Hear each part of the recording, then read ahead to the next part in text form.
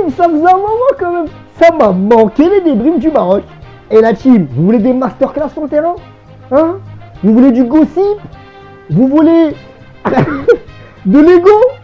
Et ben tout ça, avec le retour de Hakim Ziyech. Hakim Ziyech, la crypto qui n'a pas encore pété du côté marocain. On attend ce match référence en Coupe du Monde. Ou ce match référence dans une grande compétition. Avec le retour de Belhanda. Belhanda qui met des high kicks aux supporters. Il met des high kicks aux joueurs. Il est plus violent que Paredes. Il mérite la garde à vue. Avec le retour de Mazraoui qui s'est fait punir parce que Mazraoui il n'a pas bu d'eau en fait. C'est pour ça qu'il s'est fait punir. Et le départ de Vaïd le dictateur. Et bah cette saison, je pense qu'on va manger Gucci. On va manger Gucci avant la Coupe du Monde, pendant la Coupe du Monde, sur le terrain, avec des histoires hors du terrain. On va en avoir pour notre argent. On va lancer la saison des Marocains au Qatar. C'est parti.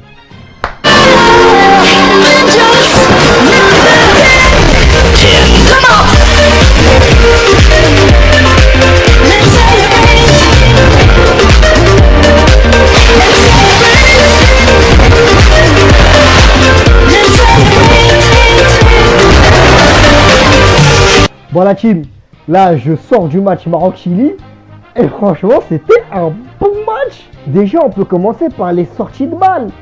Lorsque le Maroc devait ressortir les ballons de sa défense, c'était très propre, c'était mignon, c'était le football avec des petites combinaisons où Mazraoui, c'était souvent lui la base sur le côté, ça jouait en triangle, ça décalait sur le côté de Hakimi, ça jouait bien.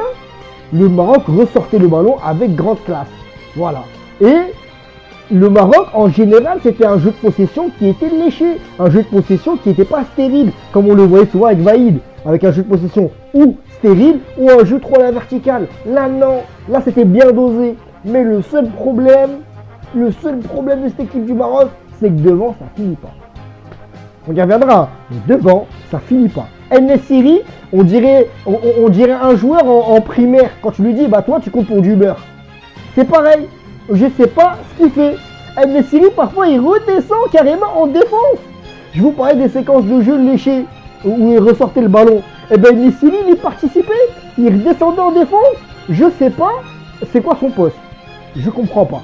Je sais pas, est-ce que c'est normal qu'il décroche partout? Il est perdu sur le terrain. Il fait des courses de 20-30 mètres derrière. Il sait pas où il est le mec. Le mec, il sait pas où il est. Donc oui, il fait du semi-fond. Non, il n'est pas utile dans son placement. Voilà. Et le problème, c'est que ça finit pas devant. Ça finit pas. Ça finit pas. Et ce match-là, certes, il a commencé correctement, mais il aurait pu se finir comme le match du Maroc contre les États-Unis, parce que les États-Unis, devant, on finissait pas, et on avait une équipe ultra réaliste de l'autre côté. Ça aurait pu se finir peut-être comme ça. Ça s'est pas fini comme ça, parce que le Chili, ils n'étaient pas ouf. Ils ont eu comme une action sur la barre à noter, mais c'était pas ouf. Le Maroc, par contre, aujourd'hui, c'était le beau football. C'était le beau football dans tous les secteurs de jeu. Et bien oui, je m'enflamme, mais moi je suis désolé. Des joueurs qui rentrent sur le terrain, que pour faire des skills et des petits ponts, parfois même, on a mal au ventre, tellement c'est trop. Bah moi, c'est le Brésil que j'aime. Voilà, c'est la Joga Bonito.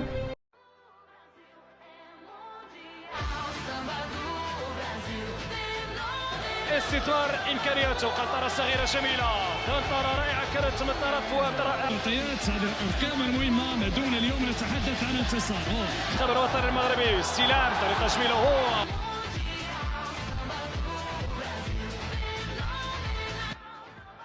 Et un joueur qu'on attendait, bien sûr, c'était Ziyech. Et Ziyech, il voulait quand même un match de bonne facture. La paire Ziyech-Hakimi sur le côté, elle a été létale. Elle s'est entendue d'une manière létale. Et d'ailleurs, Hakimi, je le répète, au Paris Saint-Germain, je milite. Il faut jouer avec Hakimi. Au PSG, il court comme un octilien, sans voyageur, il fait des allers-retours.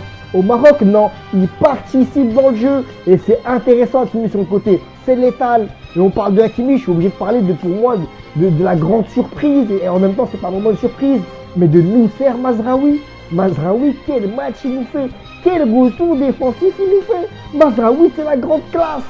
Au top de ce match, on est obligé de mettre Bouffal. Bouffal, quand même, c'est 6 dribbles réussis sur 6. Bouffal, il n'a pas perdu un seul 1 contre 1. Bouffal, à un moment, il allait se manger un carton rouge comme il allait se manger contre Angers et Marseille. Parce qu'il rend fou les gens. Tu vois, il dribble trop, même l'arbitre, il a mal au cou. Parenthèse, je parle des dribbleurs fous. Faut que je parle aussi des rentrées. Abdel Alzouli, mais il est monstrueux ce mec-là. Abdel Alzouli, on dirait, il est insouciant.